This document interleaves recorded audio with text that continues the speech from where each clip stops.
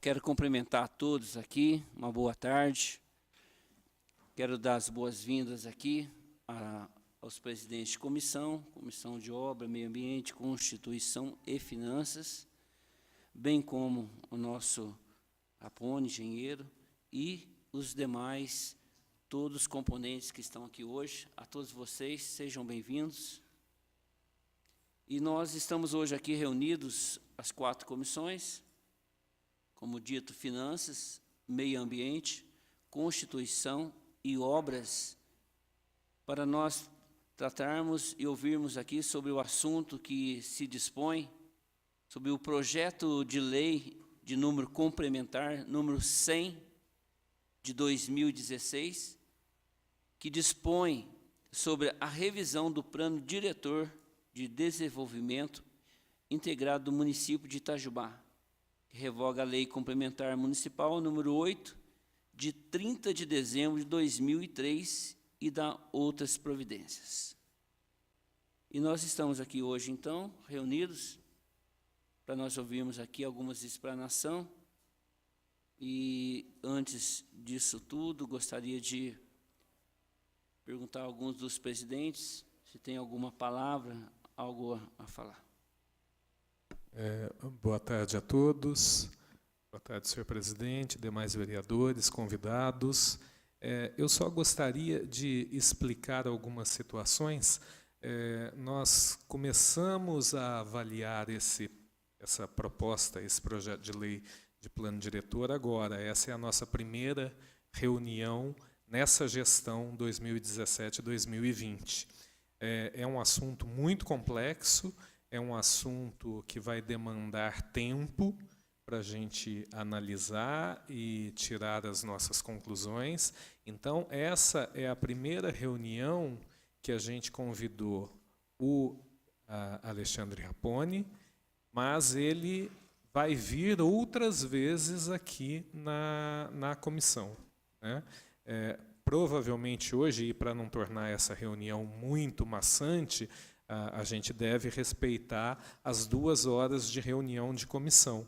Então, num determinado momento, o Rapone vai parar a apresentação dele, provavelmente vai começar de novo na outra semana. Então, no momento em que ele parar a explanação dele, a gente abre a palavra para vocês, mas eu peço que vocês também sejam sucintos e, assim, não vai ser este único momento em que vocês estarão aqui para falar e para contribuir. Tá? Então, é uma reunião que, se a gente for discutir o plano diretor todo, a gente vai ficar aqui até o final do dia, né? Então, assim, a gente tem que estipular horário, tem que estipular algumas regras, porque senão a gente perde um pouco o controle e não vai ser produtivo. Então, o Rapone vai falar uma parte, depois ele para, a gente abre a palavra para vocês, e numa outra sexta-feira, que provavelmente eu acho que vai... É na semana que vem, tem que confirmar isso, está marcado para sexta, né? Para a próxima sexta, o Rapone vai continuar. E outras reuniões serão marcadas. A gente está fazendo contato já com Belo Horizonte, com a Fundação Israel Pinheiro, que foi a fundação que ajudou na elaboração desse plano diretor. A gente já está fazendo contato com Belo Horizonte para trazer a arquiteta Mônica, que foi a coordenadora dos trabalhos aqui em Itajubá, para ela também vir a esta casa para fazer a explanação e sempre estar contribuindo aqui com a casa e com todos vocês. Então, serão várias reuniões para a gente tratar desse plano diretor. Não vai ser a única hoje, tá? Muito obrigado. A palavra continua. Doutor Ricardo, Zé Maria, também Carlos Molina. Então, dentro deste momento, nós vamos passar, então, a palavra, a explanação de Alexandre Rapone, por gentileza. Sim, está aguardando ali o projetar.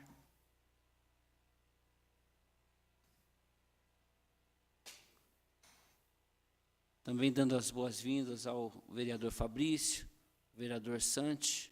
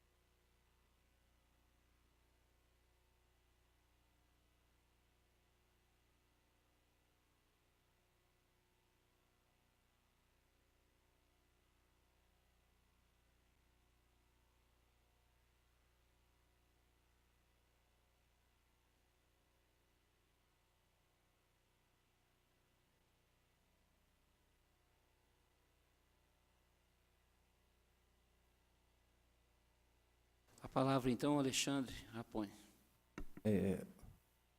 Eu cumprimento todos aqui na presença do presidente Sebastião Silvestre. Boa tarde a todos. Mais uma vez, eu agradeço a oportunidade de poder vir esclarecer e prestar esse serviço para a Câmara e para os presentes aqui. Vamos lá. O plano diretor que já está previsto no Estatuto das Cidades, com cidades a partir de 20 mil habitantes, ele já tem que elaborar o seu plano diretor. Então, em Itajubá, a gente já tem pelo menos 90 mil habitantes. O nosso primeiro plano diretor ele foi elaborado em 2003, finalizado em 2003, aprovado dia 31 de dezembro de 2003. É previsto no Estatuto das Cidades, além do plano diretor, a revisão do plano diretor num período de 4 anos, que seria uma gestão de um prefeito, ou no seu limite máximo de 10 anos, que foi o que aconteceu na primeira gestão do prefeito Rodrigo Rieira. Foi contratada a Fundação Israel Pinheiro para esse processo de elaboração de revisão do plano diretor.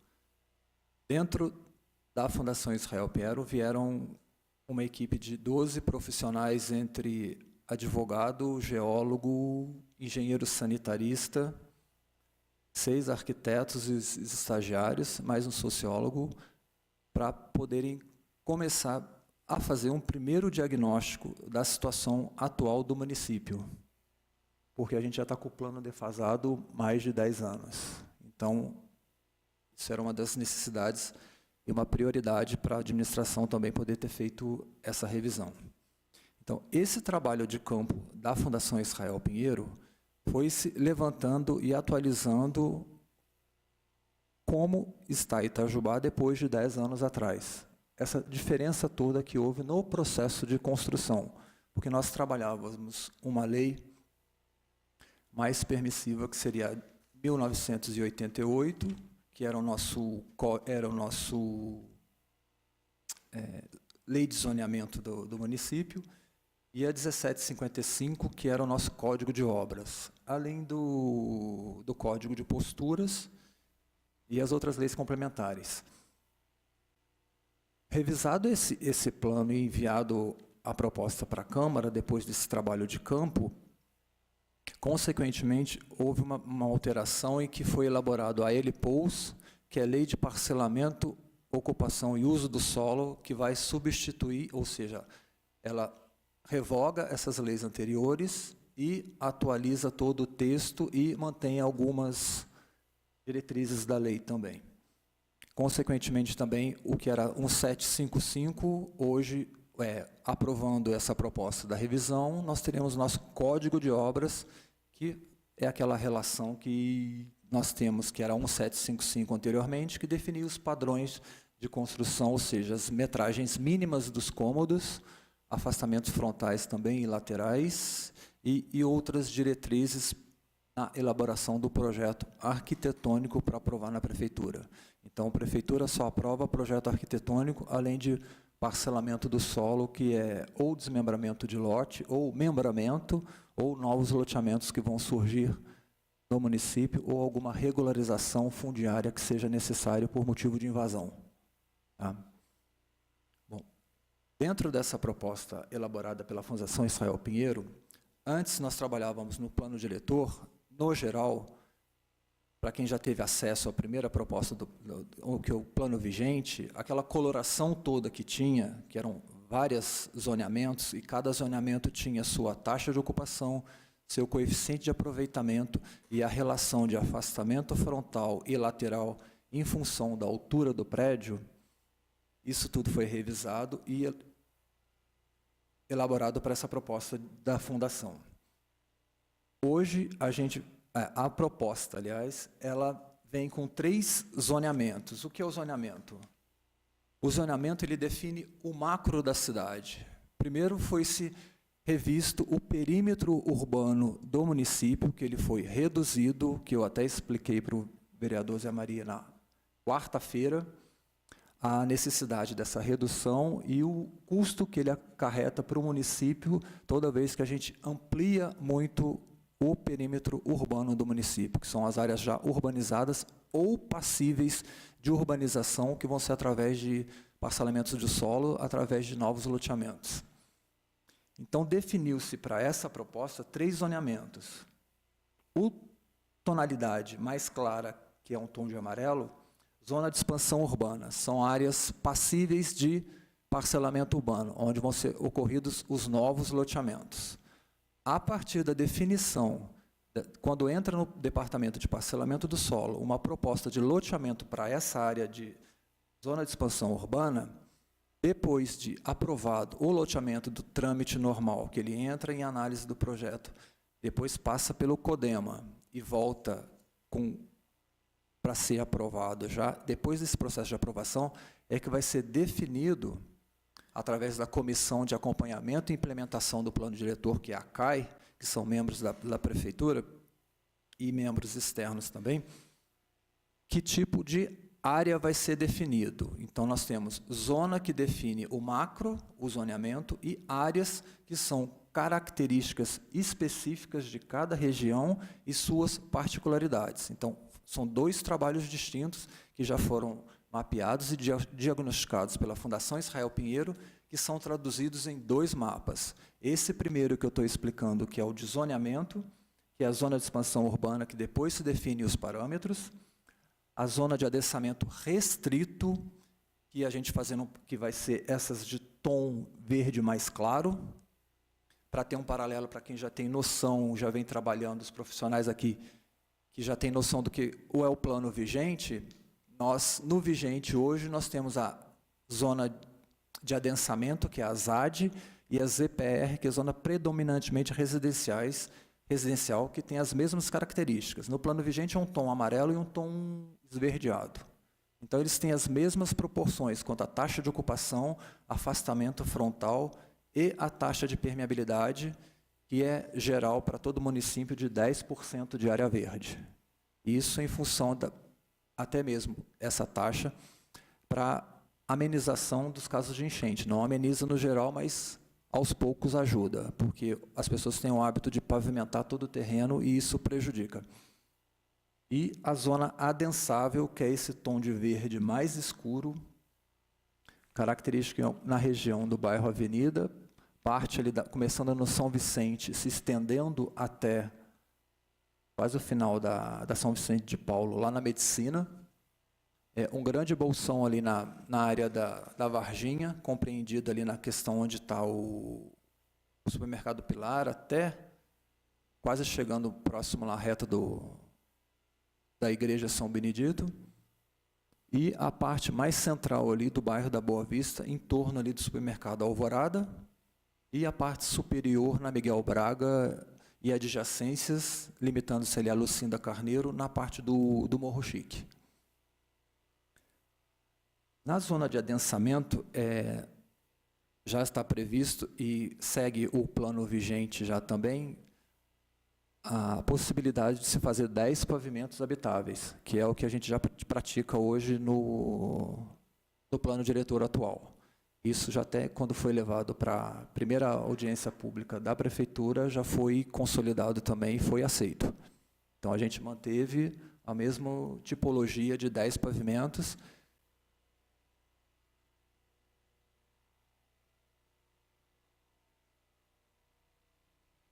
São 10 pavimentos habitáveis. O que eu digo 10 pavimentos, se for fazer um prédio, são 10 andares de apartamentos, de tipo, que a gente chama.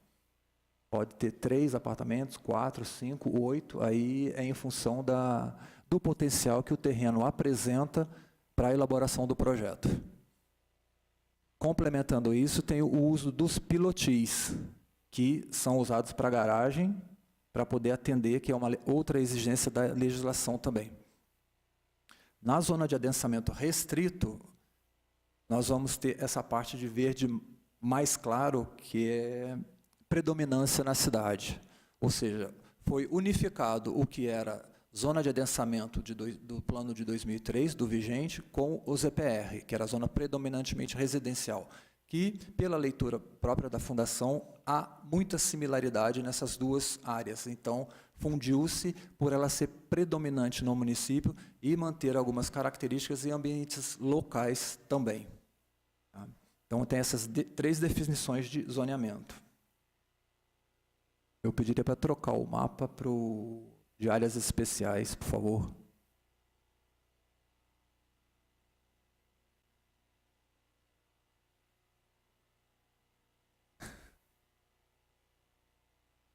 Alguma dúvida com esse primeiro zoneamento?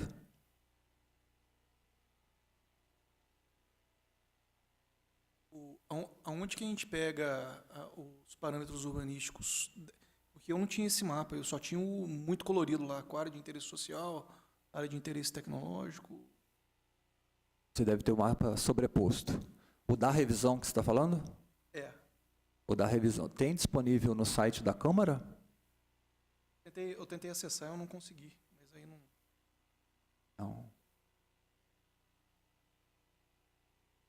Não, tem que estar. Enquanto o projeto estiver tramitando na Câmara, ele tem que estar disponível no site. Foi o que nós fizemos até o período de audiência pública na Prefeitura, antes de enviar o projeto aqui no dia 6 de março de 2016.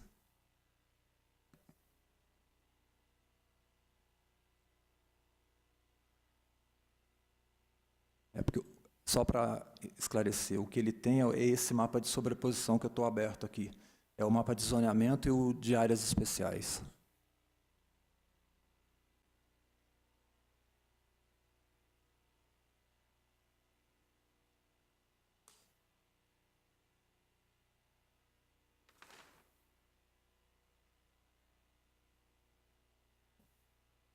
Dando seguimento, o que engessava um pouco que ainda engessa, né? Isso é um termo um pouco grotesco, mas é só para elucidar. A cota 845, que era problemático para a gente até de aprovação de projetos e de implementação de empreendimentos aqui no município. Então, com essa revisão da proposta e com o estudo que eles fizeram aqui no município, foi definido uma nova área extinguindo essa amarração com a cota 845, porque eu tenho uma relação com a cota lá no Santa Rosa e outra relação lá no bairro do Açude. Apesar de ser a mesma cota, mas eu tenho uma variação e uma interferência local em função disso. Então, eu não posso amarrar e, grotescamente, engessando os locais ou o município todo em função de cota. Então, como já houve um estudo, que é a famosa cota da enchente que aterroriza todo mundo e, como nós citamos ontem, vereador Zé Maria, o pessoal só lembra do rio quando enche. Pois esquece, joga até lixo, né? Foi criado, então, dentro desse mapa das áreas especiais, que é uma leitura particular, com características próprias de cada região, de cada bairro, justamente para preservar essa ambiência. Essa ambiência, quer que seja ou com alguma relação ambiental, ou com os próprios usuários do local. Uma citação breve só. No Rebojão, ficou como área de interesse social 2. Então, eu não posso caracterizar lá, porque seria inconsequente dessa própria mudança drástica, uma liberação para fazer pavimentos, 10 pavimentos, ou uma outra ambiência local, porque eu gero conflitos. São conflitos sociais que tem que ficar bem claro, que eu tenho que deixar mais claro para os senhores, é isso. Devido a essas particularidades da cidade, onde eu posso verticalizar, onde eu tenho uma ambiência local, no caso ali da igreja São Benedito, que eu tenho toda uma vila operária, que era daquela fábrica de tecidos que tinha do lado. Já até adiantando um pouco, isso está dentro da área de interesse cultural. O que é a área de interesse cultural? É permanecer essa ambiência, essa característica do primeiro traçado urbano de Itajubá, com a primeira tipologia, com o primeiro tipo de cultura que nós tínhamos aqui. Então, a partir do momento que a gente começa a extinguir, começa a ficar muito permissivo a isso, a cidade começa a ficar sem memória. E a nossa relação também com o bairro Porto Velho, que foi o primeiro porto de Itajubá, quando o rio Sapucaí era navegável. Voltando, então. Área central. Essa parte que tem uma... Está difícil de enxergar ali. Ela delimita a parte do centro antigo mesmo, porque no plano de 2003, nós tínhamos uma área central que se estendia até a avenida, se prolongava até o final do bairro Medicina e se estendia até quase o início do batalhão. Então, isso não é uma área central. Apesar de quando Itajubá começar a crescer, mas não é característico disso, nem hoje e nem como foi feito anteriormente.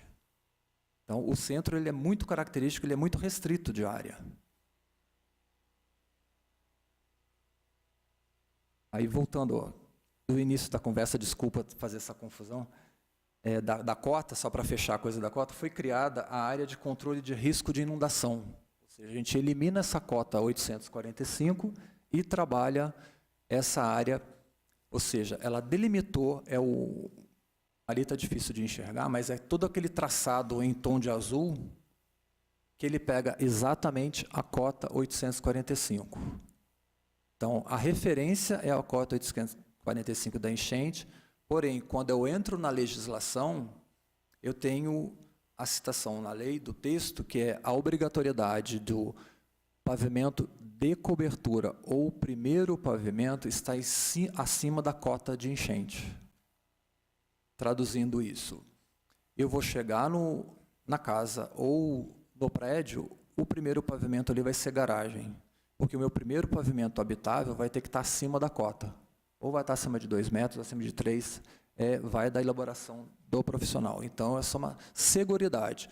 Quando é no caso de residência, que foi o que a Fundação defendeu muito também, é que pelo menos o teto ou a laje de cobertura esteja acima para a pessoa poder, que normalmente ela tem uma escada que vai, ou não fez o segundo pavimento ainda, ela tem acesso ao pavimento superior, quando ela está dentro dessa área. Tá? Anteriormente deveria, mas foi o estudo e uma proposta que foi apresentada agora na revisão. Tem só sugestão. Tem prédios que tem mais de um andar de estacionamento. Talvez teria que ser a primeira cota do tipo, não a primeira cota de laje, de cobertura. Porque às vezes eu tenho, pela argumento. Ô, Eduardo, é a primeira laje de acesso, pode ser também. Não é que seja a laje de cobertura. Cobertura seria no caso de residência. Normalmente, o que a maioria das pessoas fazem, a casa térreo, ou dependendo, vem do térreo, já tem um pilotiço por causa da declividade ou do aclive, conforme for a situação dela. Dentro dessa área, ele tem que ter essa primeira laje de proteção, vamos dizer assim, acima da cota de nível da enchente, que seria dentro dessa acre. Ficou claro?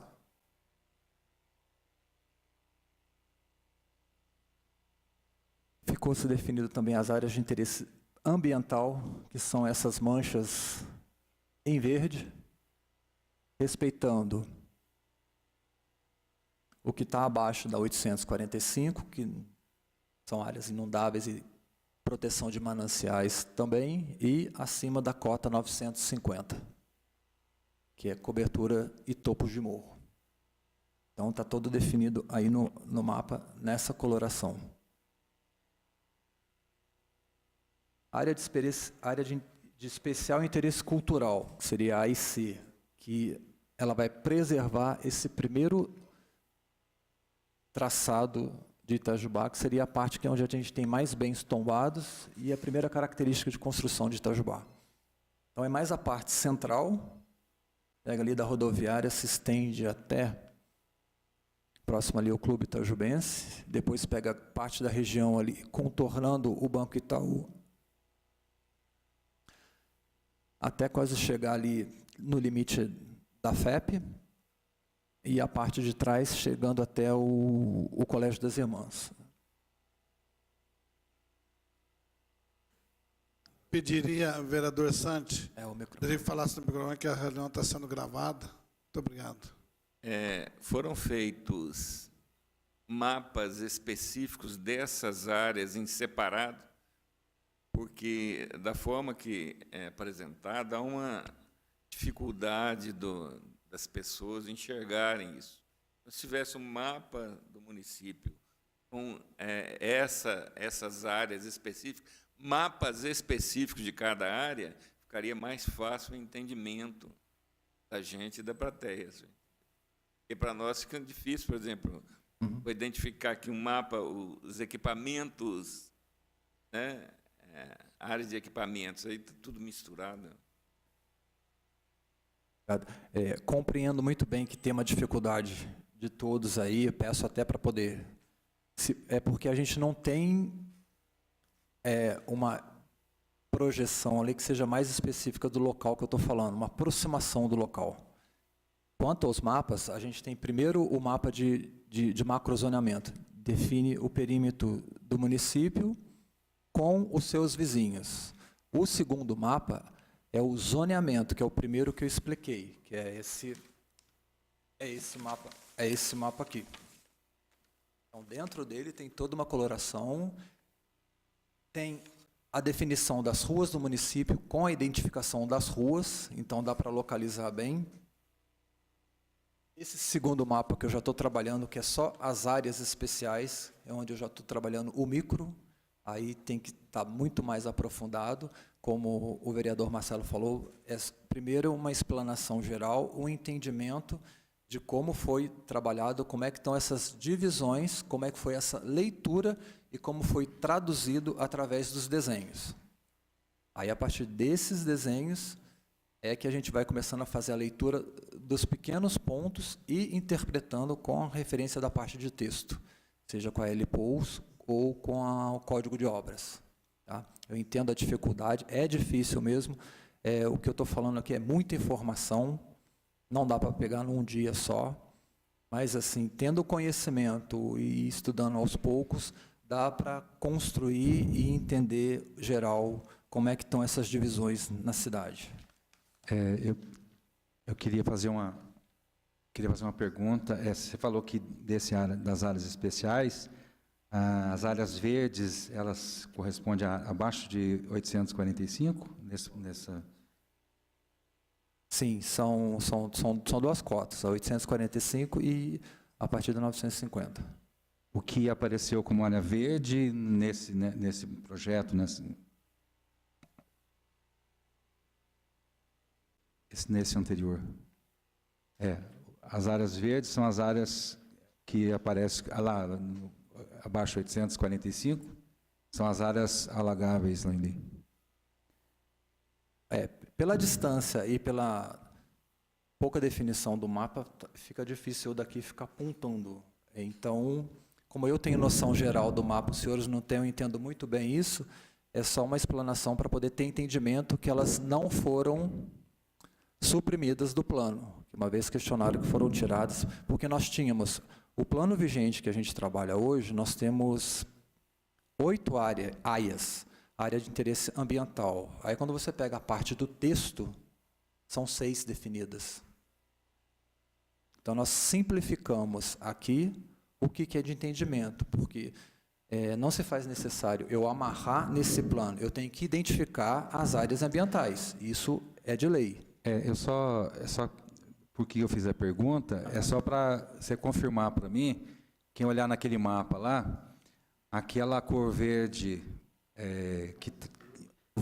o verde que está no sentido, aqui não tem um marcador aqui, mais comprido, né, de cima e embaixo, no meio do mapa lá, ó, é a área do aeroporto. Isso. Então, eu queria que a gente, eu estou fazendo essa pergunta, né, para a gente ver que aquela área, né, é a área do Distrito Industrial, onde tem o aeroporto, e aonde tem aquela área que foi projeto de discussão e que se transformou numa lei, né, onde foi autorizado fazer o aterro de uma pequena parte lá, que é perto na beira da rodovia. Então, o restante, né, como a gente está vendo, é uma área, né, alagável, onde, inclusive, existe o interesse de utilizar essa área, que é por isso que eu pedi para mostrar, porque a hora que eu for comentar alguma coisa sobre isso, né, a gente saber que aquela área é uma área de interesse ambiental e uma área que ela está abaixo da cota 845 e com isso ela tem problema.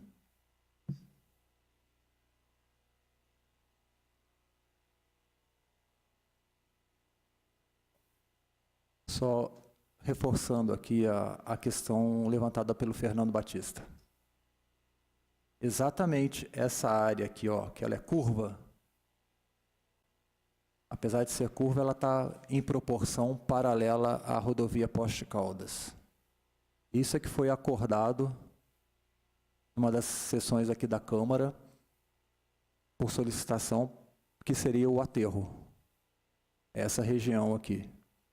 Essa outra região que avança aqui, ó, isso aqui já da época de elaboração já estava consolidado lá. Já existia esse aterro lá. Tanto que na ponta a gente começa com a Hortengue ali, aí depois tem a primeira rua de acesso, que você vai chegar por trás ali, que chega na Minas Tubo, chega na Copasa, naquela região da primeira parte do Distrito Industrial. Então, só para deixar bem claro, o que foi acordado aqui entre Poder Público, Prefeitura e a Câmara Municipal está aqui, ó, foi respeitado. É essa área aqui. Essa área que foi aprovada na Lei 74 de 2013. Isso. Que ela complementa o que já havia de existente na parte de aterro ali. Então, preservou-se toda essa área aqui e, logo no final aqui, também, reforçando essa parte, foi aquela proposta de alargamento do rio, mais 12 metros da caixa do rio para o lado direito, mais 30 metros para dentro. Ou seja, vou ter 42 metros de proteção nessa faixa aqui, ó, do Ribeirão Piranguçu. Eu acho que vale a pena até falar, talvez os vereadores não tenham tido conhecimento disso, mas quando houve a discussão de aprovar essa lei, que foi aprovada pela Casa aqui, uma das condições foi que se mantivesse o rio, 12 metros, e mais 30 metros, se quiser fazer o alargamento daquela ponte, né, a ponte estreita que está lá, que ela, por onde sai a água, né, que fica retida do Ribeirão Piranguçu.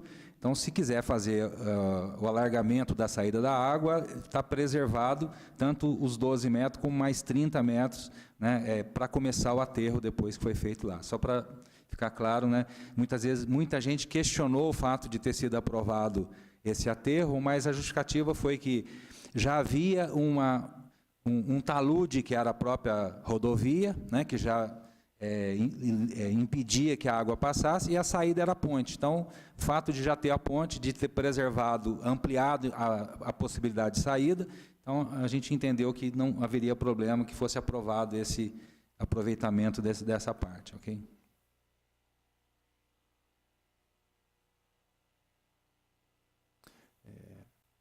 De acordo com a lei ambiental, o afastamento e a área de proteção do Sapucaí, que é o rio principal nosso, é 50 metros a partir da crista do talude para as duas margens. Seus afluentes são 30 metros para cada lado. Fernando, ficou claro as áreas ambientais? Não. Alguém tem alguma dúvida, alguma relação? Todas essas manchas, essas de fundo de vale, essas também de proteção de topo de morro, aqui o nosso topo de morro maior, e aqui também para o lado do batalhão lá, o alto do morro. Voltando. Aquela parte do aeroporto, em volta do aeroporto, tudo é proteção ambiental? Eu vou indicar ali no mapa, ó. A pista do aeroporto está aqui, ó. Essa é a pista, está locada. E essa é a relação da área de APP, a área de proteção permanente, que está aqui do lado. Tudo que existe hoje lá não pode ser mudado. Deixa eu só completar a resposta, Marcelo. Ali onde é o aeroporto, para aprovação do aeroporto, foi feito um estudo de impacto, né? Já era uma área de interesse ambiental, mas foi autorizado fazer a construção do aeroporto e no próprio EIA-RIMA do aeroporto tem uma condicionante de que nada mais ao entorno pudesse ser alterado, né? Então, o aeroporto hoje ele está ali do lado, foi aterrado, né? A gente viu o quanto que subiu a área do aeroporto, foi autorizado essa construção, né? Esse aterro.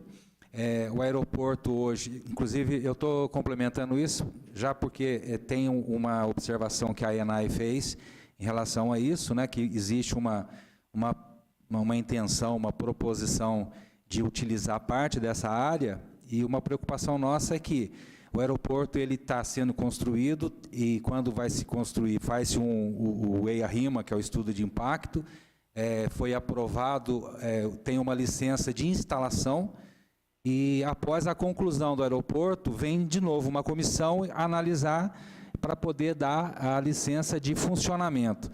Então, se qualquer coisa ficar diferente do que está lá hoje, corre o risco de inviabilizar a aprovação do aeroporto. Então, é importante, né, que a gente se atenha a isso, porque se houver interesse de ocupar alguma parte daquela área, e a gente tem visto isso, intenção do município, inclusive, de permutar a área, de usar aquela área, de ampliar para a área industrial, infelizmente, em função, inclusive, do EIA-RIMA, nós temos uma restrição que eu acho que a gente tem que pensar bem, se vale a pena trocar a área para a instalação de uma empresa, a gente tem outras locais no município, e brigar pelo aeroporto e no final, a hora que ele estiver pronto, você não conseguir autorização de funcionamento, porque a área externa, como está escrito no EIA-RIMA, que não pode mudar a ambiência externa, que possa, né, sofrer com isso. Então, que a gente fique atento, né, para que não permita qualquer alteração naquela área lá, em função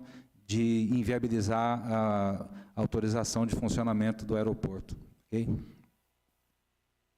Só para lembrar, a área de interesse ambiental é só do lado esquerdo, né? Do lado direito pode, vamos falar, ocupar. Essa coloração aqui, ó. Você fala direito do quê? Não, tem a pista. A direita da sim, pista. sim. Direita da pista. Isso. A dúvida aqui, Fernando, a dúvida é que, pela lei aprovada na Câmara, era para aterrar 48 mil metros quadrados, próximo à rodovia.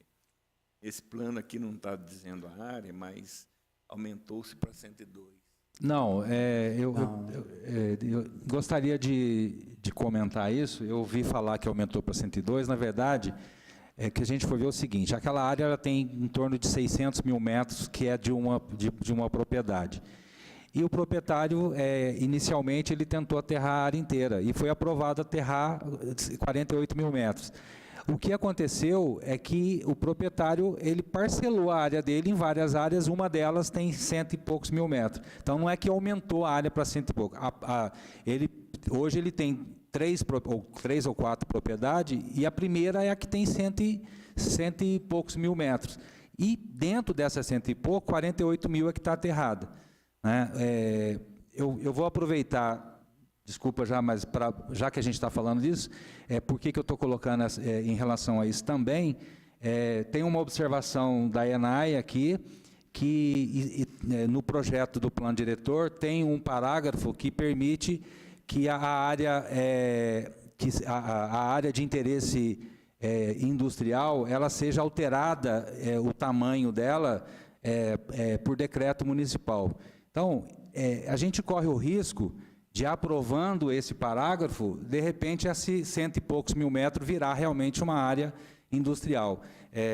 Ela é 48 mil aprovado. Então, o restante dos 100 e poucos mil metros,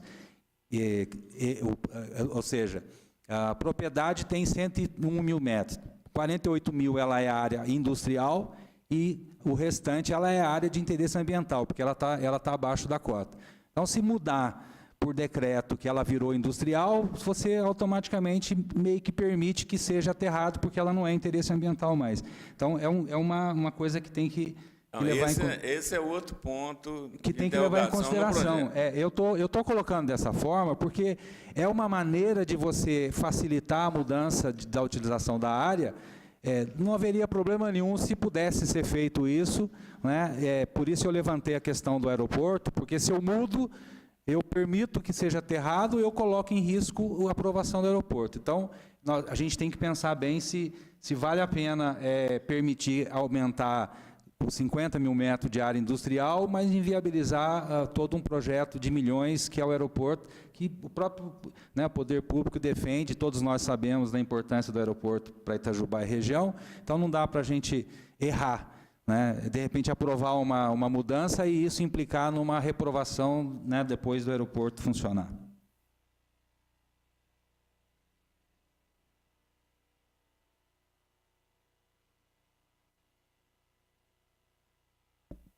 Voltando aqui, a área de interesse especial econômico, que é essa área que margeia desde a ponte lá do Ribeirão Piranguçu até o campo do Smart ali e pega a área da Ilibras. O que nós temos de lote vagos aqui, ou seja, para futuras construções de indústrias, estão aqui. O que a gente acabou de citar, que foi acordado da primeira reunião aqui na Câmara, o que seria aterrado, essa parte, e essa outra parte aqui em torno ali da Copasa e da Baltu. E depois, lá próximo ao presídio, na saída, essa região aqui toda, e antes de chegar lá no presídio também, essa primeira área aqui, que é a área de interesse, que seria para a futura instalação da CIMES, como já se ficou vinculado. Ô, Rapone, essa primeira área que você falou aí, a Capituba está compreendida dentro dela, não? Da ponte do Ribeirão Piranguçu até... A ponte do Ribeirão Piranguçu está aqui, ó. Está aqui. Aí eu já estou entrando na cidade, ó. Segue lá meu ponto. Ah. Perto do Moquém? Perto do Moquém. Não, o Moquém está para cá. Piedade está para cá. Ah, tá. Beleza. Ó, a Piedade é aqui, ó. Onde eu estou com o ponto. Aqui é o Reborjão. Aqui é o loteamento Nova Canaã.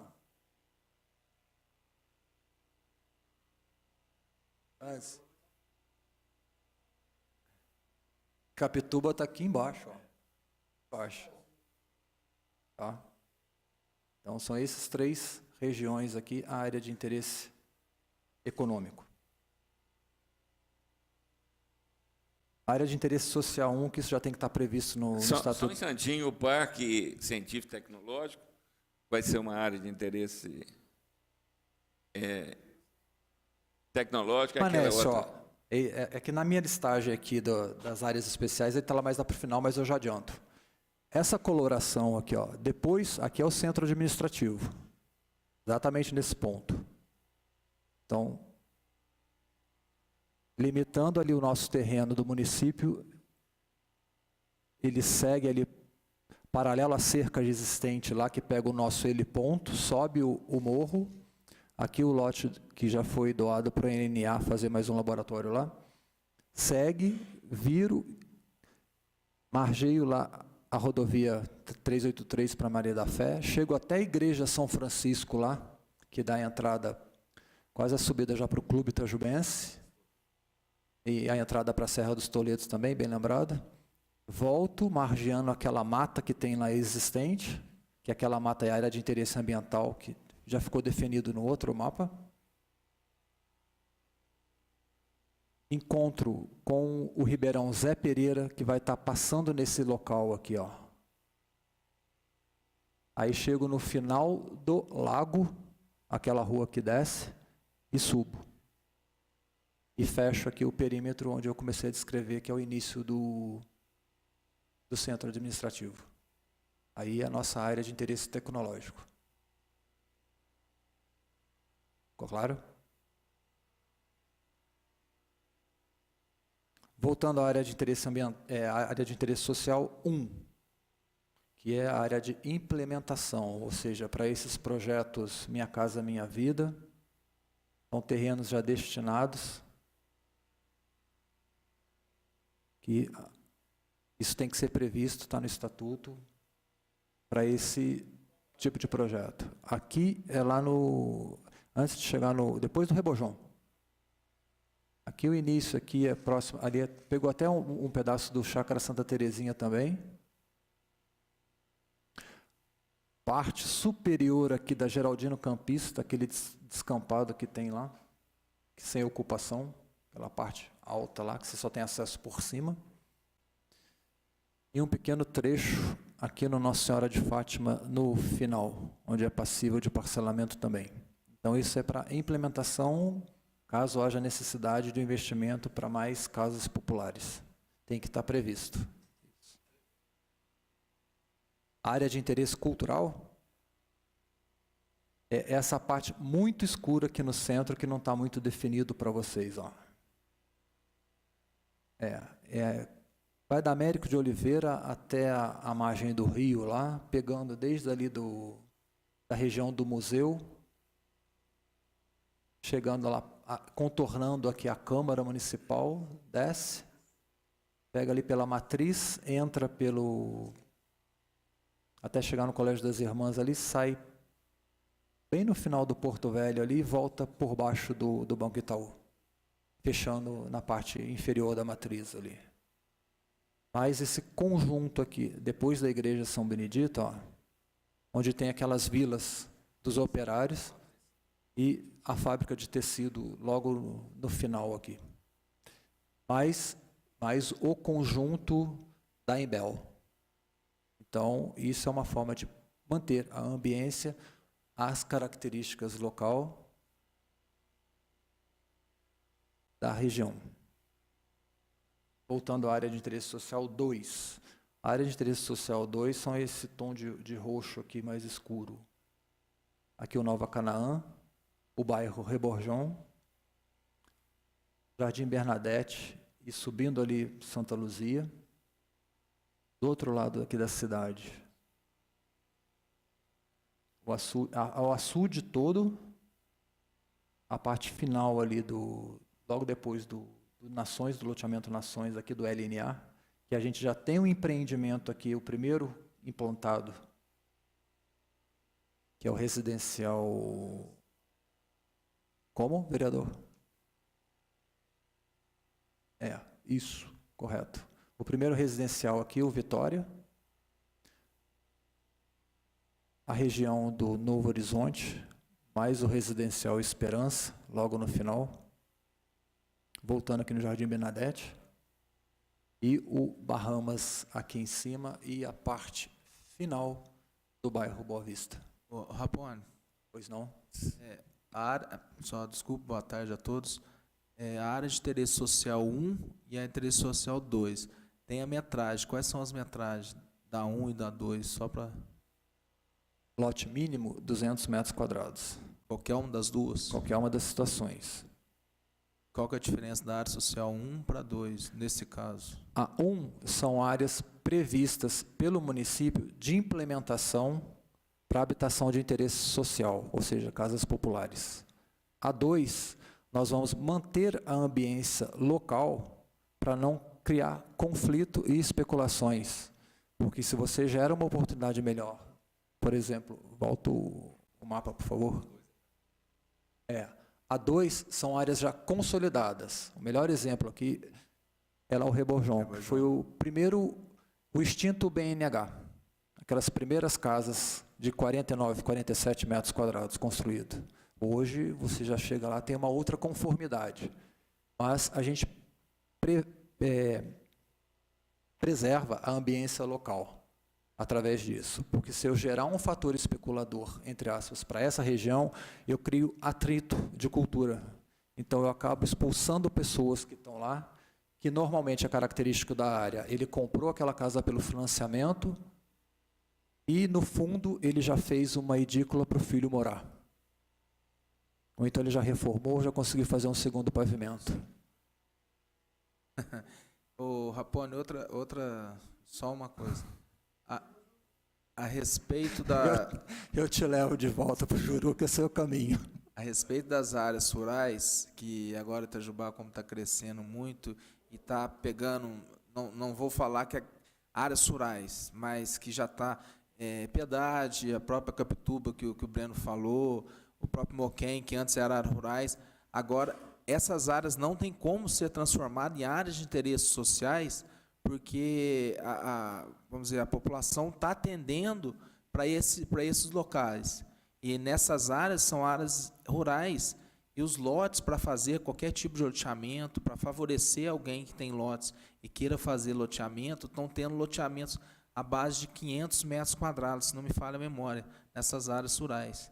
Há a possibilidade disso colocar no plano diretor, no intuito de fazer Itajubá crescer nessas áreas, não rurais, porque rurais quase não temos muito mais, mas não bairros já próprios da cidade mesmo. Bairro do Retiro, Cantagalo, também tudo encaixa. Capitinga ali, final da Capitinga. Aqui é Piedade, certo? No plano vigente, e até na 1641, que é a lei de perímetro urbano, ele já consta dentro, já é uma área urbanizada. Então, o que gerou, pode ser até um pouco dessa tua dúvida. Essa primeira parte aqui, que eu conheço bem lá da Piedade, a primeira parte que circunda a igreja, já houve um parcelamento do solo lá, aquilo já está consolidado, já está dentro do perímetro urbano. O que houve nessa parte superior aqui, que é da rodovia 383 para cima, não houve parcelamento do solo. Ali houve uma divisão, ou seja, o pai vai dividindo para o filho que vai casando e constrói num pedacinho da gleba. Vai gerando fração de uma gleba geral. Então, é uma ocupação irregular, porque ele não parcelou o local. Quando você faz um parcelamento do solo, você gera um loteamento. Esse loteamento tem os lotes específicos, tem o arruamento, a calçada, isso tudo é previsto na legislação, com as dimensões certas. Então, é destinado um percentual para a área institucional e um percentual para a área verde. Então, assim se faz, assim se forma, pela regularidade, uma cidade. A partir de glebas, você vai loteando e vai transformando a ocupação da cidade. Então, parte disso, ou a maioria disso, até em zonas rurais, é uma, assim, não é uma ocupação irregular, mas não deixa de ser. Contradizendo, mas é isso mesmo, porque eles estão fora do perímetro urbano. Não, sim. A partir do momento que eu estico, que eu vou ampliando muito esse perímetro urbano, eu vou trazendo ônus para o município. Então, eu não tenho uma arrecadação suficiente para depois começar a resolver a problemática disso. Porque o que é muito comum, a gente já teve no início da gestão 2005 do BPS, uma tentativa de regularização de loteamentos que foram assentados e não foram terminados. Então, o processo de aprovação de loteamento que dá formação a uma cidade, quando ela começa a tomar forma de rua e o que é lote, o que é praça, você aprova no parcelamento do solo esse loteamento e tem parte desses lotes calcionados como garantia de término do loteamento. Então, houve muitas situações em que o loteador até vendeu o lote calcionado, porque o lote, quando é calcionado, que é a garantia de término do loteamento, ele é de propriedade do município. Então, nós temos essa problemática hoje. Isso existe. É um dos grandes problemas para o município. Então, isso foge do controle do município pela própria imprudência do proprietário de vender isso, porque nós temos um loteamento. Põe o mapa, por favor. Oi. Não, eu só vou citar a região, Eduardo, porque é o que aconteceu. Só para elucidar, para você poder ter um entendimento, vereador Maurício, do processo de formação da cidade, da problemática que é para o município e o que isso acarreta com a expansão do limite do perímetro urbano. Então, a gente já tem dentro do município, próximo ali à Piedade, um loteamento aprovado, em que o empreendedor vendeu o lote calcionado, sem estar concluído o loteamento ainda. Então, isso volta para o município, essa negligência, esse erro. Então, a partir do momento que a gente amplia e chega às zonas rurais, nós temos núcleos rurais do Ano Bom, Perivá, Pessegueiro, Cantagalo, tudo. Nós temos. Mas se eu ampliar muito, eu gero muito custo. E se não há o parcelamento do solo, que onde você que tem uma gleba, que você, quando você parcela o solo, você tem que fazer o meio-fio, o calçamento, a rede pluvial, o esgoto, a água e a luz. Isso tudo gera um custo. Se eu amplio isso tudo, esse custo eu estou trazendo para a prefeitura. E tirando a responsabilidade do loteador ou de quem tem uma gleba e saiu parcelando sem pensar nessa consequência. Por mais que tenha... Se por acaso o proprietário tá ciente de tudo isso e quiser fazer, logicamente, com todos esses itens, todo certo, mesmo não estando na área de interesse social, ele pode ser feito mediante a liberação da prefeitura, a responsabilidade dele, só que ele não está numa área de interesse social. Aí ele pode colocar isso, fazer esse loteamento sem estar na área de interesse social, mas com toda essa responsabilidade em cima.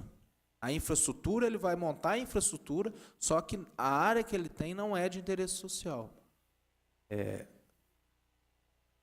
Deixa eu deixar bem claro que misturou os assuntos aí na sua dúvida. O primeiro mapa que foi apresentado, que foi o de zoneamento, volta o primeiro mapa para mim, por favor.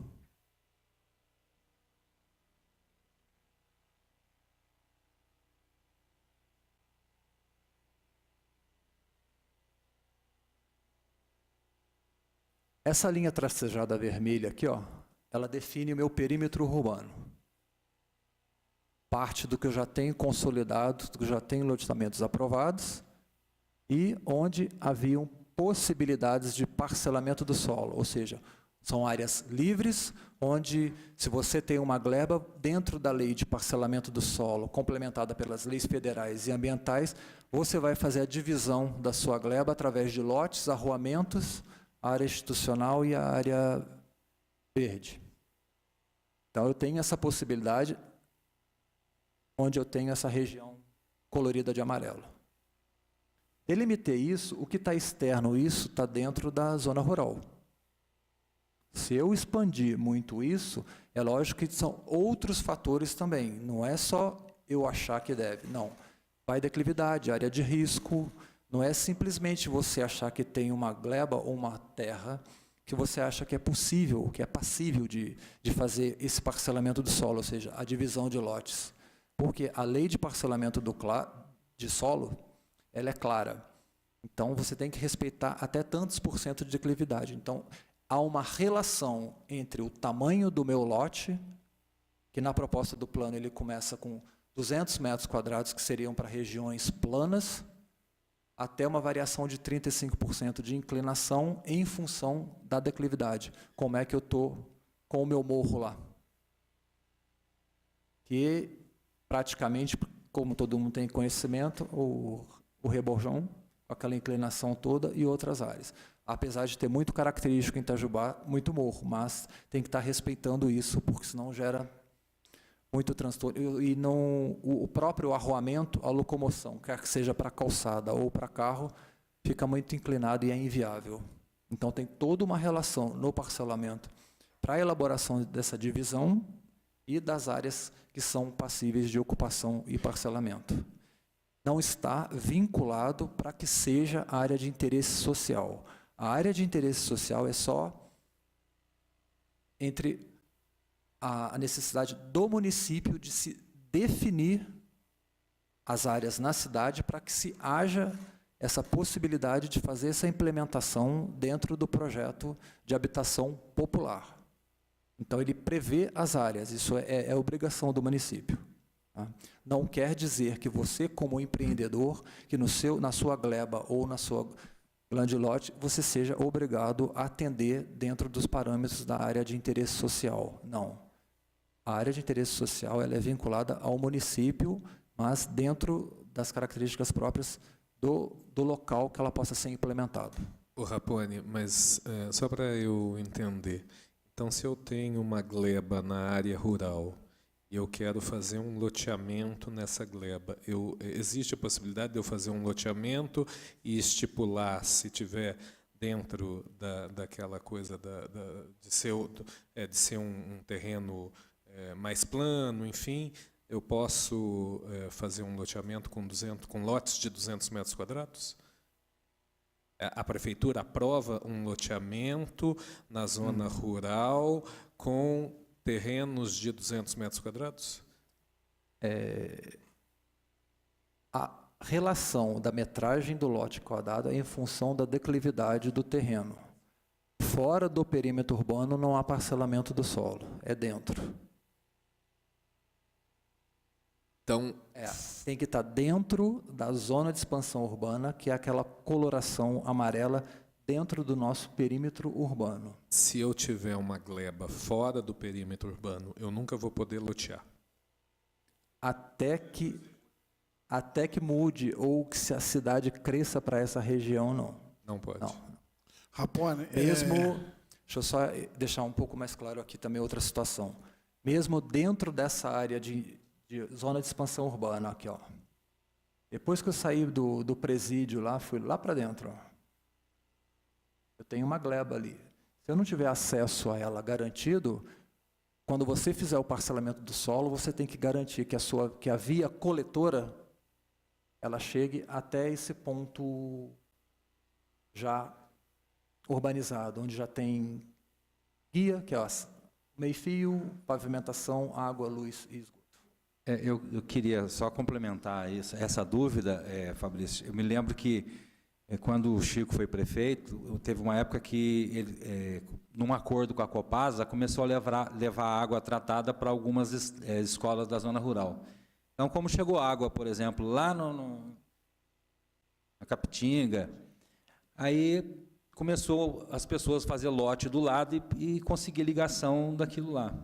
Aí você começa a ter uma ocupação numa área que não é área urbana, é uma área rural, e daqui a pouco você começa a ter pressão para o município, para ele ter que fazer esgoto, para ele ter ônibus, ter escola, ter coisa. Então você acaba trazendo um ônus para o município sem planejamento. Essa é uma das preocupações que se tem em relação a você estar aprovando um loteamento ou um parcelamento de solo num local onde não tem nada. O município teria que, daqui a pouco, arcar com isso, entendeu? Então, isso é uma coisa que tem que se pensar. Quando você pensa na mudança do perímetro urbano, você está levando... O município passa a ser obrigado a levar todos os serviços para lá, para aquele local. Então, isso é uma coisa que tem que ser levada em consideração também. Só uma dúvida que eu tenho, Rapone, é assim, que ali se cria um corredor que começa no açude, aí tem as Nações, Jardim Nova Europa, Piedade, Canaã 1, Canaã 2, Capituba e Moquém. O que não ficou muito claro para mim é assim, a Capituba ela está dentro de uma área rural, uma zona rural, e o outro lado da rodovia, ele é uma zona urbana. Isso que eu não consegui captar direito, entendeu? É assim, é uma proximidade física muito grande, para uma disparidade no plano maior ainda, entendeu? Eu acho que é exatamente isso que a gente tem que colocar na discussão. Então, por exemplo, se do outro lado, né, você tem um perímetro urbano, o momento de pleitear que seja transformado o outro lado em perímetro urbano, é esse o momento, é o que a gente falou, você tem que fazer. Agora, eu tenho uma área, né, um sítio a 5 quilômetros da cidade, eu resolvo fazer loteamento, eu vou lá, aí eu chego para o município e falo que quero transformar aquilo em perímetro urbano, quer dizer, para até chegar lá, né? Então, no caso, quando você vai criando condições para que a sua área seja transformada em perímetro urbano, é claro que você vai apresentar, o que ele falou, se você tem que ter acesso à via coletora, você vai falar assim, ó, eu com 200 metros eu ligo lá. Então, é mais fácil você apresentar um projeto de transformação da sua área em perímetro urbano, porque você já está praticamente colado no perímetro urbano. Então, não é que não pode fazer. Ele falou que você precisa mudar.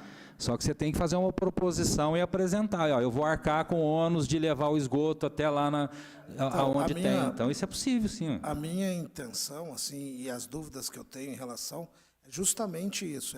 É uma área na beira da rodovia, a via coletora é o acesso a ela. Ela é circundada de perímetro urbano, que é Canaã 1, Canaã 2, Jardim Nova Europa, Piedade, que é tudo ali a mesma região, e hoje ela faz parte de uma zona rural.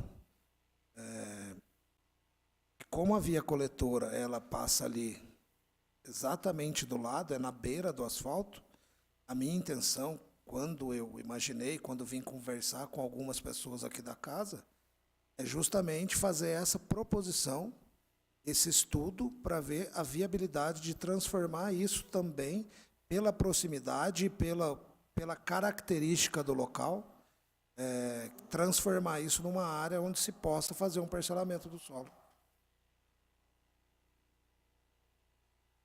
Comentário, o loteador ele sempre tem que arcar com esgoto, pluviais, até o acesso mais próximo. Isso não é condicionante, é obrigatório. E outro ponto que nós temos que levantar também é um loteamento, um prédio, ele gera, sim, algum transtorno, gera poluição durante a construção, ele gera algum distúrbio, mas ele gera ITBI, ele gera IPTU, ele gera arrecadação e ele gera crescimento na cidade.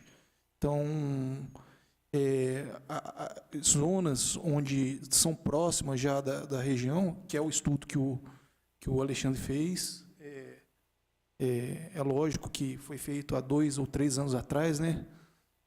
Já existem algumas áreas que podem sofrer alguma alteração. É isso.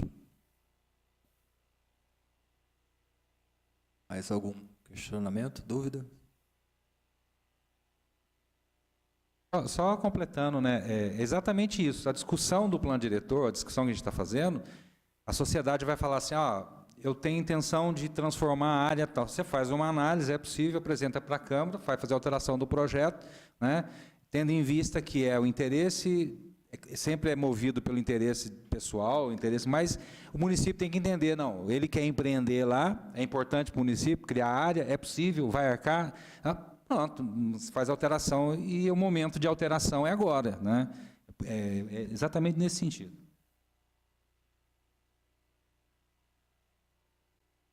Pode voltar o mapa, por favor, que faltam 2 áreas.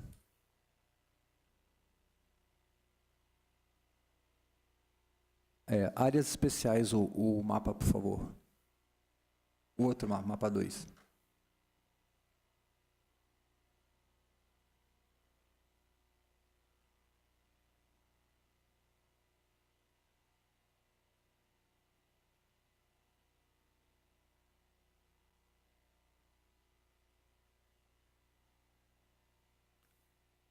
Área residencial 1, que é a parte posterior lá da Universidade Federal. O o último loteamento aqui, antes de chegar nessa parte que foi primeiramente parcelada, e o primeiro aqui do lado da escola, da antiga escola Bem Me Quer.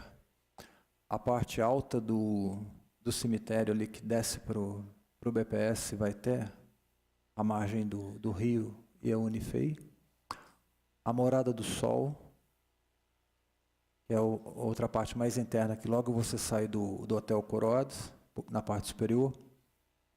E da João Polite, que é no Morro Chique, a primeira transversal a Miguel Braga, próximo ao hospital, subindo para a parte alta do morro. O Jardim América. E a parte central ali do BPS ficou como zona residencial 2. Um é unifamiliar, o outro vai poder fazer 2 pavimentos como multifamiliar. A parte clara. 2 pavimentos. E a parte marrom aí que está no mapa permanece unifamiliar, que é característico do local, não dá para mudar. É o que gera o conflito, que é a mesma problemática da área de interesse social 2, que é permanecer a ambiência local.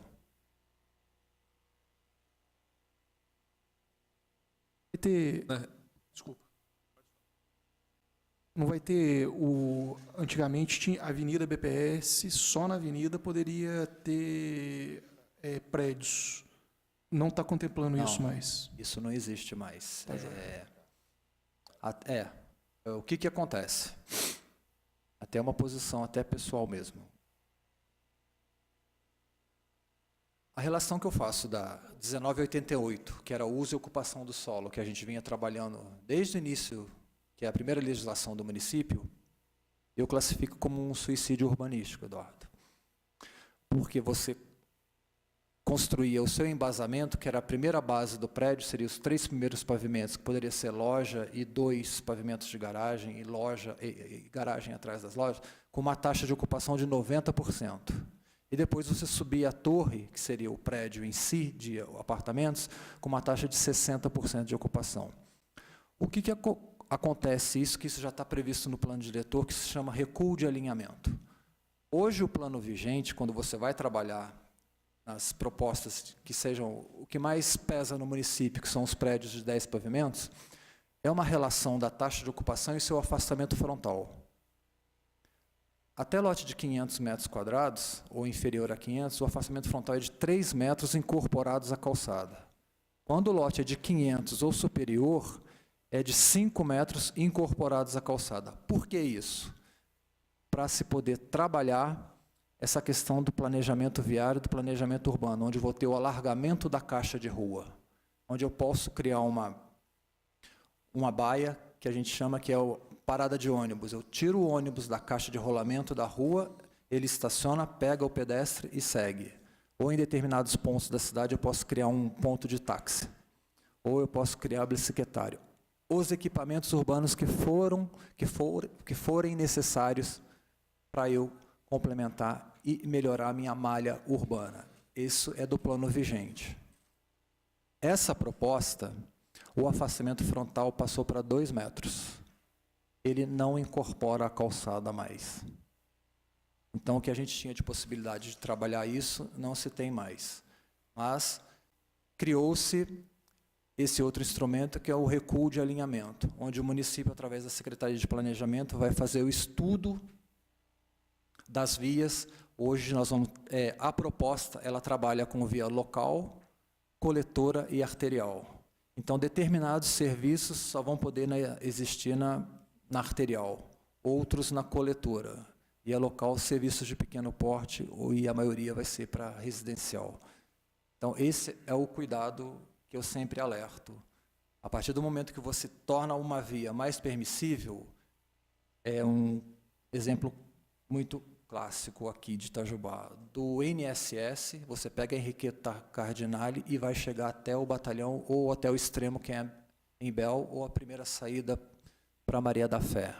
Se eu condicionar aquilo ali tudo para edificação, fora, eu vou criar um fluxo de pelo menos 10 pavimentos, 40 carros entrando em cada prédio, mais o fluxo que gera. Então, é todo um estudo viário, além de urbanístico do local.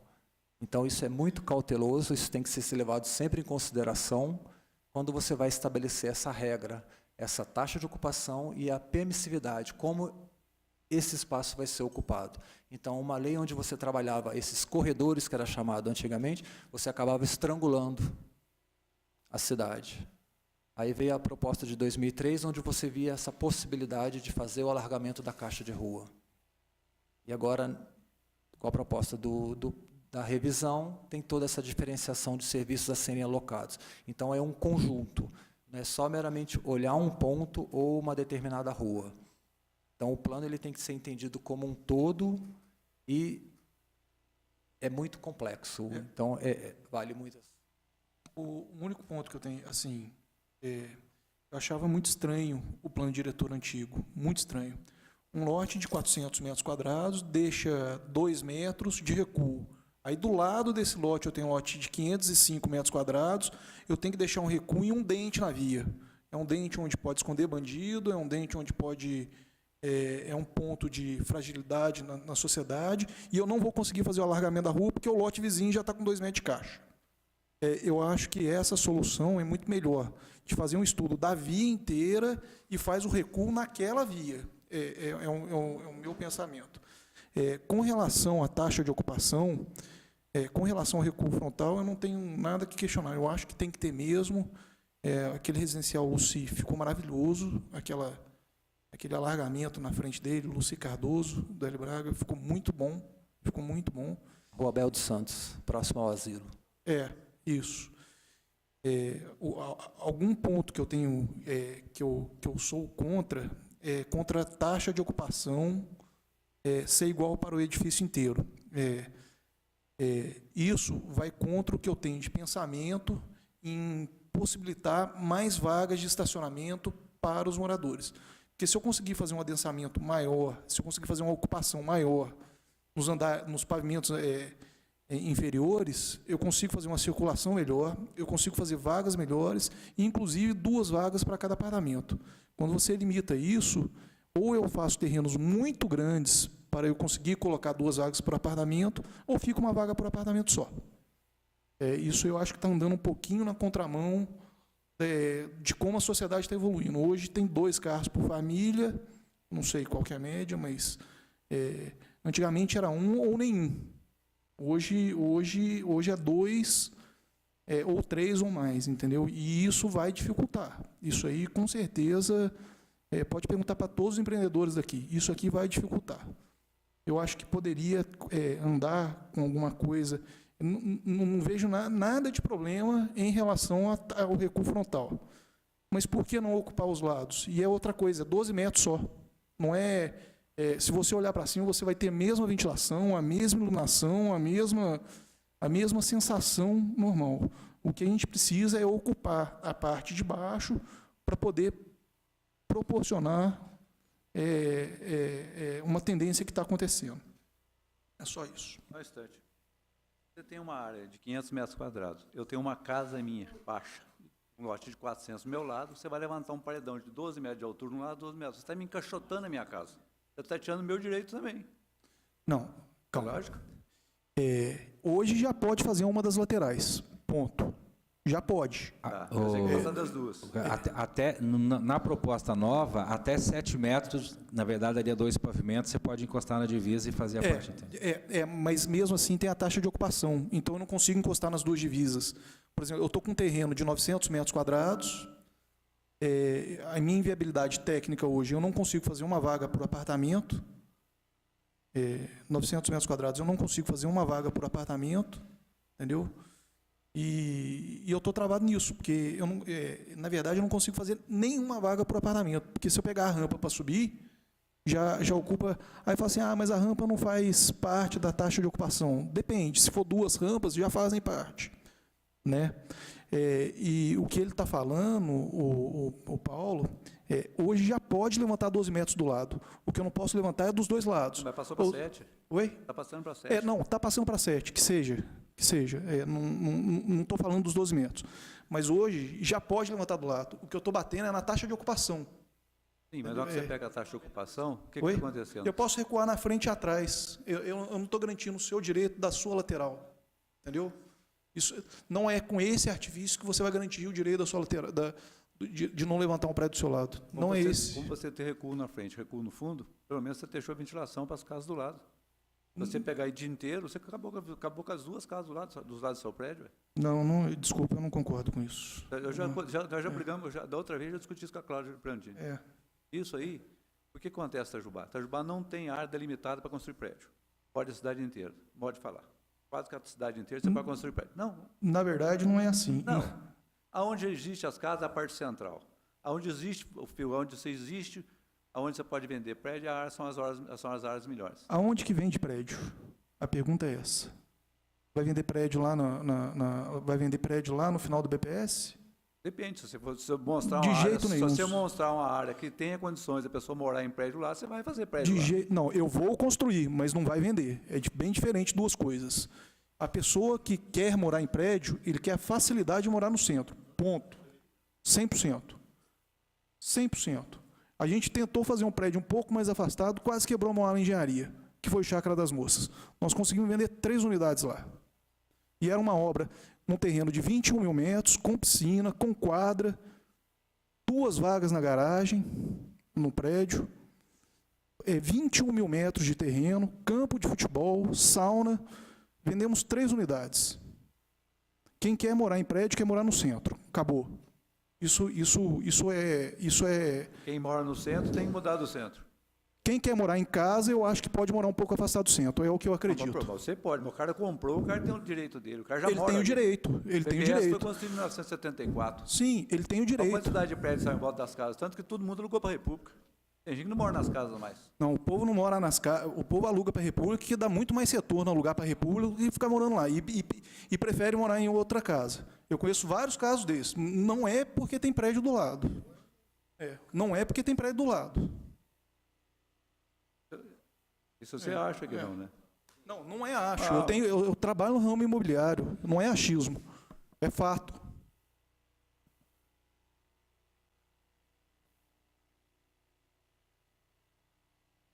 Sim. Atual e econômica. Concordo.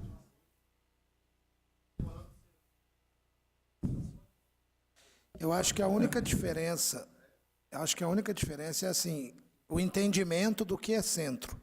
Hoje, por exemplo, a Varginha tem áreas que é o bairro da Varginha, mas cabe um prédio porque é uma área central, uma área que tem infraestrutura, tem supermercado, tem padaria, tem hospital, tem tudo. Então, ela não está no centro, mas ela é uma área solícita a prédio. Agora, igual o Eduardo falou, você fazer um prédio lá no final do BPS, você pode até fazer, mas você não vai vender, porque não tem nada em volta, não tem nenhuma infraestrutura em volta. Então, a Boa Vista, eu acho que ela tem áreas que não são centro, mas tem uma infraestrutura parecida com o centro. Rapone, aproveitando essa discussão de centro e, enfim, o que pode ser construído ou o que não pode ser construído, a nossa zona central nesse novo plano diretor foi limitada a que área? O novo plano diretor, ele prevê um aumento da área central, porque geralmente essas leis elas são válidas teoricamente, né, para os próximos 10 anos. Se você chamar de área central, o que era antes era umas 5 vezes maior do que está hoje. Era aqui. quase Itajubá toda. Ela pegava, como ele falou, ela contornava, passava ali perto da rodoviária, descia perto da economia, subia, ia lá no final da medicina. Exatamente. A cidade inteira era a zona central, né? O que hoje vai ser a zona central? Pode colocar o mapa de áreas, por favor? E o que vai ser permitido construir nessa área central? Quais serão as regras da área central? Há uma sobreposição de coloração aqui entre a área de interesse cultural e a área central.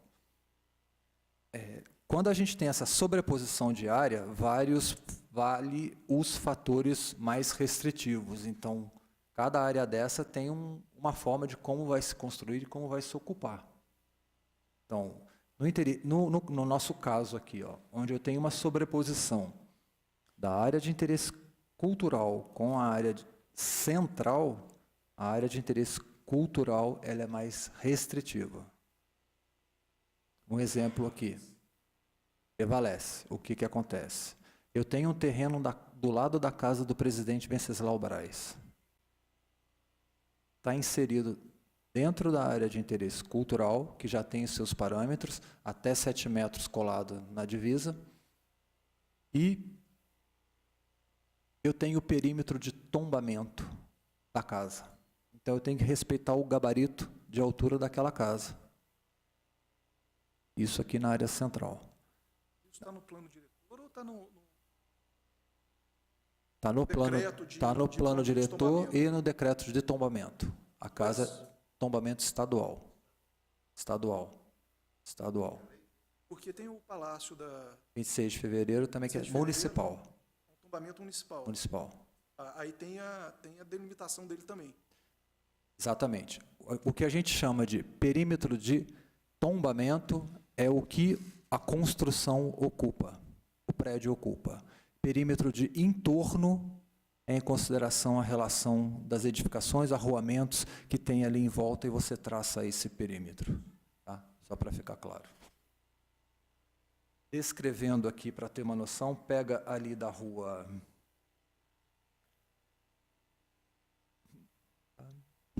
Volta o mapa. Volta o mapa, por favor, de áreas especiais. Coincide aqui a primeira parte aqui, que lá a extensão da Tiago Carneiro Santiago até o limite ali da Pneu Sul. Aí ele entra até a Praça Adolfo Olinto, a Praça do Carneiro Júnior. Também pega a Praça Adolfo Olinto lá na frente.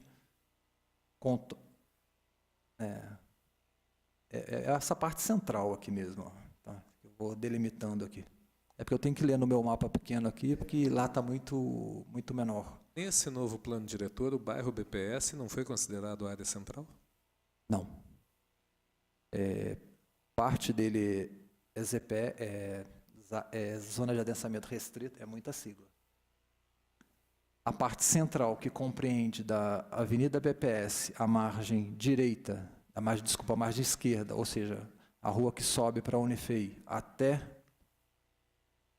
a rua Silvestre Junqueira Ferraz, são essas ruas internas até chegar no limite aqui da... Aquela área toda Unifei, plana. É zona residencial 1.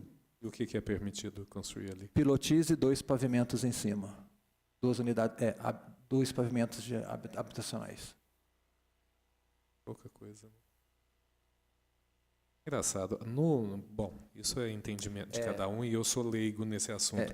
Mas eu acho que a parte baixa do bairro BPS, onde são aquelas ruas todas planas, as quadras planas, acho que deveria ser considerado centro da cidade. Porque nós estamos falando hoje, mas daqui a alguns anos, todo o comércio da cidade que hoje está ali já está migrando, né? Hoje todo o comércio que é na Rua Nova está todo indo para a área plana do BPS, né? Clínicas, lojas, padaria, enfim, e poderia ter um adensamento maior ali, né? Eu acredito, no meu ponto de vista, mas aí é uma discussão ampla. Só um comentário. A zona central, do jeito que está definido no novo plano diretor, ela está diminuindo o adensamento. No novo plano diretor, o que foi contemplado são zonas de adensamento ZAD, né? Se estender como zona central no BPS, vai diminuir mais o adensamento ainda. Não, eu entendo. Mas no meu ponto de vista até deveria aumentar, porque eu não sei, eu acho que em todas as áreas... área e zona, nós estamos fazendo uma zona na área. Calma que está zoneando tudo. Vamos lá. O que nós tínhamos anteriormente, que era uma área muito grande de zona central, era impraticável. Ela foi reduzida ao perímetro, de fato, central, onde há uma maior característica de serviços principais, onde essa pequena centralidade, que hoje é característico do município, isso é físico, não tem como mudar, tem os serviços atrativos, tanto de pessoas e veículos. Se esse pequeno centro que nós delimitamos, isso já foi até acordado na audiência pública da Prefeitura, se nós verticalizarmos isso para 10 pavimentos, eu estou aumentando o fluxo, quer seja habitacional ou quer que seja comercial. Então, eu não tenho capacidade viária para suportar isso. Certo? Então, por isso ele ficou reduzido como centro, com a taxa de ocupação de 70% e outras restrições. Eu vou verticalizar em volta onde eu tenho potencial para isso. Mas onde é esse centro restrito mesmo, que ficou definido aqui no mapa, se você pegar aqui, você vai ver que ele é bem reduzido, e ele não tem essa capacidade de ficar verticalizando mais, aí você vai entender para onde que estão o potencial de zonas verticais para 10 pavimentos. Não, eu só estava explicando para o... Não, eu estou deixando claro porque está ficando uma confusão que aí eu não posso fazer 10 pavimentos mais, se eu esticar um pouquinho para o BPS, eu posso fazer 10 pavimentos. Talvez aí fica muito louco, porque quando a Fundação Israel Pinheiro esteve fazendo estudo aqui, eu alertei.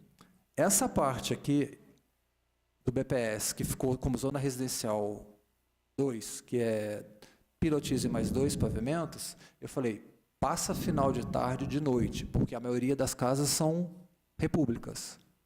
Então você vai transitar na rua, de uma república tem 4, 5 carros estacionados na rua. Como é que você passa?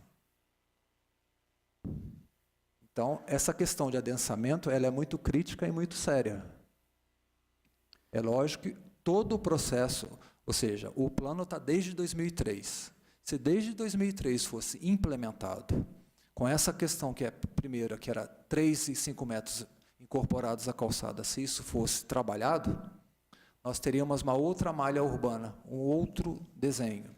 Uma característica muito clara que eu cito sempre, é aqui a rua Comendador Schumann, o final da Tiago Carneiro Santiago. Você sai da Praça Adolfo Olinto, aquela primeira casa ali na esquina, onde você tem 3 pontos de comércio embaixo. Você tem uma loja de fisioterapia, tem uma mobiliária e uma loja de... O muro da casa era no alinhamento, pegando onde a gente sobe para a Rádio Jovem Itajubá, certo? Você seguindo, você tem uma calçada de, no máximo, 70 centímetros e um poste. Depois, você tinha outra construção no alinhamento, era tudo no alinhamento. O plano diretor é exatamente isso, para vocês terem uma ideia mais clara do que é o processo de transformação da cidade. Você vai trabalhando no recuo. Trabalhando no recuo, você aumenta a calçada. Porque plano diretor, além de ser um ordenamento territorial, a cidade é para o pedestre e não para o carro. Apone, me explica uma situação. Deixa eu só terminar esse raciocínio ali. Então, é isso que acontece. Você como pedestre, você como cadeirante, você como outro, qualquer tipo de portador de mobilidade reduzida, você vai caminhar numa calçada de 60 centímetros e tem um poste na sua frente, você não passa. Eu vou só completar o que ele falou. Ontem, eu estava virando a esquina, subindo no Clube Itajubense, frente à Unimed, ali naquela esquina. Uma senhora estava com um carrinho de bebê. Ela chegou na esquina, eu parei, achei que ela ia atravessar. Ela desceu do passeio, contornou o poste e subiu no passeio de novo. Ali não, 70 centímetros e um poste, não passa um carrinho de neném empurrado ali, né? Então, realmente, a gente tem esse problema. Esse centro, Eduardo, voltando a esse questionamento, só para ficar mais claro, ele não tem uma calçada padronizada, ele não tem uma calçada que tenha o mínimo, que seria da lei antiga, de 1,5 m. Se a gente for trabalhar uma NBR ou por qualquer outra calçada, que o mínimo seria 2,40 m, que foi o que nós tratamos na quarta-feira aqui sobre o assunto sobre calçadas, que você teria 60 centímetros de equipamentos urbanos, poste, caixa de luz, o que for necessário, mais 1,20 de caixa de passagem e os outros restantes, os 60 centímetros para aproximação, que é para entrar num prédio ou outro, seria o ideal para Itajubá. Ou seja, a gente trabalhando aos poucos, a gente consegue. Então, o plano ele não é um instrumento para se engessar. Ele vai sofrendo essas alterações. É plausível, é muito recomendável as opiniões de vocês. Mas a gente tem que ter esse raciocínio no geral e não pontuar e deixar o mais claro possível do que é a proposta, que é a zona central, do que eu vou ter de proposta de crescimento em volta dessa zona central, porque eu já tenho uma grande concentração de serviços. Então, num raio de pelo menos 1, 2, 3 quilômetros, eu tenho os principais serviços do município e não descentraliza isso. Sempre aqui. E é um centro que eu não tenho condições de locomoção. Rapone, me explica uma situação. A prefeitura pretende aprovar esse projeto de lei, desse novo plano diretor aqui nessa gestão, nessa Câmara Municipal. Esse estudo já foi feito há uns 2 anos, mais ou menos, 1 ano e pouco. Ele iniciou em 2015 e finalizou em 2016. Ok. A zona central, ela permite quantos andares? Um pilotis? O plano vigente, 10 pavimentos e pilotis em função da necessidade, até o limite de 15 pavimentos. Mas nesse novo plano... Ela ficou reduzida, 7 metros encostados no alinhamento lateral. E quantos... Até 7 metros de altura. Até 7, dá quantos andares isso? 3 pavimentos. 3, 4 pavimentos. Ok. Isso é essa parte mais restrita. Sim, a parte... Então, esse é o meu questionamento. Atrás do Palácio 26 de Fevereiro, pelo novo plano diretor, só pode construir 4 pavimentos, 3, 4 pavimentos. Pelo atual? Pelo novo, esse. Pelo novo, sim. Pela proposta? Sim. No atual, aquilo era uma zona... Eu quero fazer uma observação importante em relação a isso também. No atual, ele está na zona central, porém, ele estava numa zona tombada. Isso. Né? E hoje nós temos, por exemplo, naquela esquina do fórum, um prédio construindo de 10, 12 andares. 8 pavimentos. 10 pavimentos. É o total. Né? Até o senhor Guaraci, a consultora está construindo. Né? Então, assim, esses interesses são complicados, né? Porque você tem uma zona tombada, onde não poderia, por interesses particulares e financeiros, você tira o tombamento daquela área, permitindo que se construa um edifício de 10 andares. Né? Tendo já um estudo feito, dizendo que no centro da cidade só pode construir 3, 4 andares. Né? Então, assim, é isso que eu não entendo. Né? Muitas vezes você contrata, a Prefeitura Municipal contrata uma fundação Israel Pinheiro para vir aqui. Ela fala que na área central só pode ser construído 3, 4 andares e a própria Prefeitura pede para aquela área, pede para tirar o tombamento daquela área para ser permitido a construção de 10 andares. Né? Então, é complicado. Né? Eu queria fazer uma observação em relação a isso. Primeiro é o seguinte, a lei permite. Qualquer mudança, quem, na verdade, faz análise e derruba o tombamento, foi a... Como é que chama a comissão sua lá, Paulo?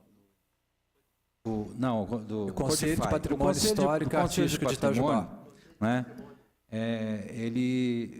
Eu fiquei sabendo que na reunião foi realmente encaminhar um pedido de que aquela área atrás do palácio, né, fosse tirado o tombamento dela, até porque a área foi parcelada, como o Rapone falou agora há pouco.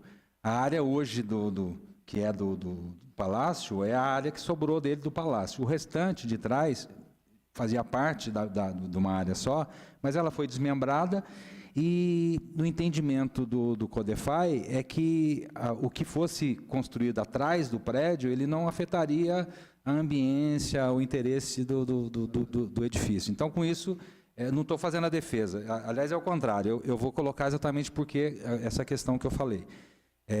Então, eu entendo que a lei permite, e quem tinha direito de dizer que pode mudar ou não, que era o Codefai, entenderam que podia e foi aprovado. Então, o projeto entrou na prefeitura, dentro da lei que permite fazer aquela edificação. Hoje é permitido ainda, dentro da lei que é vigente, é permitido fazer 10 pavimentos. Então, está correto, o projeto foi aprovado.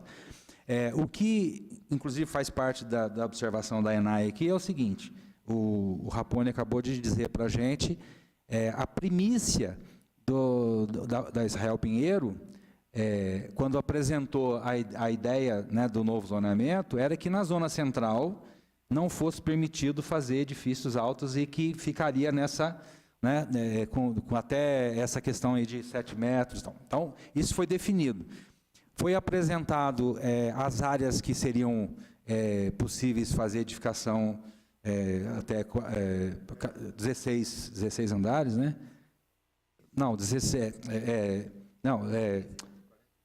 42 metros e a outra, 15 pavimentos seria a área de adensamento, adensável, que pudesse até 14 pavimentos. As áreas que foi apresentado pelo Israel Pinheiro eram poucas áreas, e a gente sentia a necessidade de que tivesse outros locais possíveis que pudesse fazer edifícios, e a gente defendeu, inclusive, foi ampliado as áreas, né, ampliado e reduzido outras.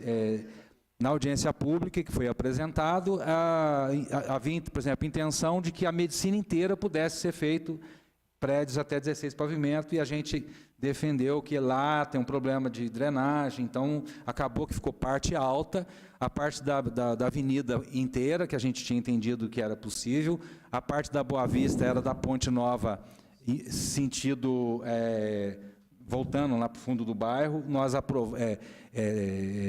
colocamos a possibilidade de ampliar até perto da Igreja de São José, até perto ali, então foi ampliado.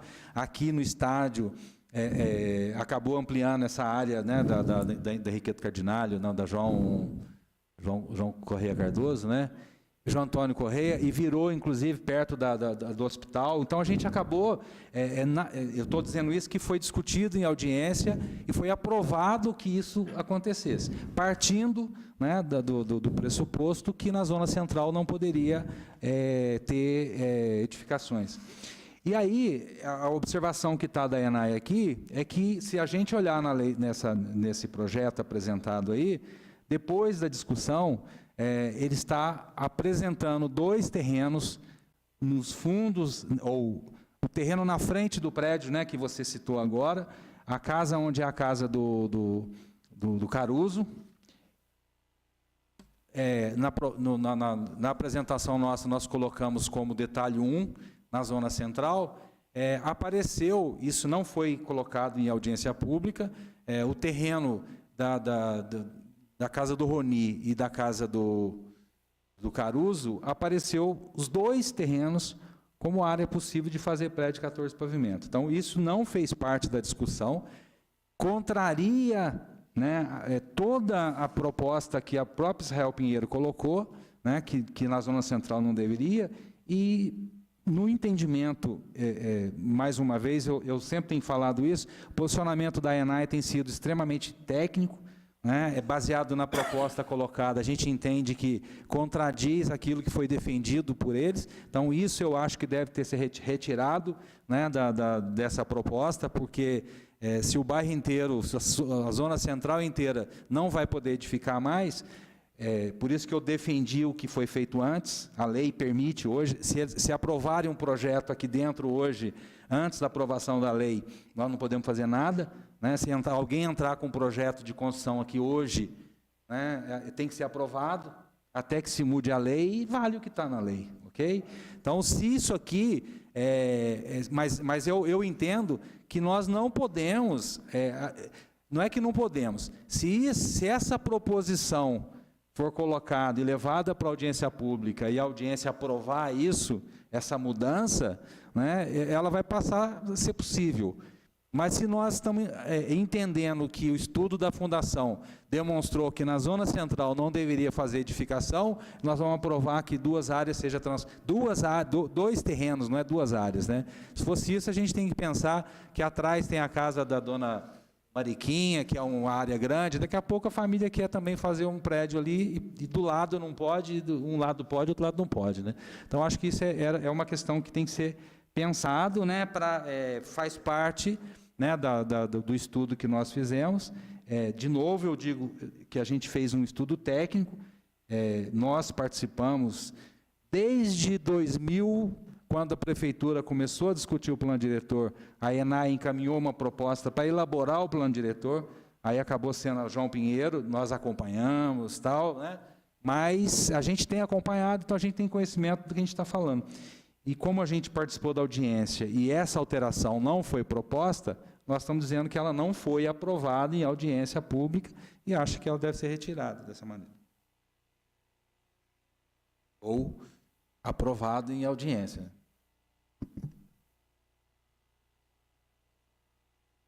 Vamos deixar o Rapone falar agora?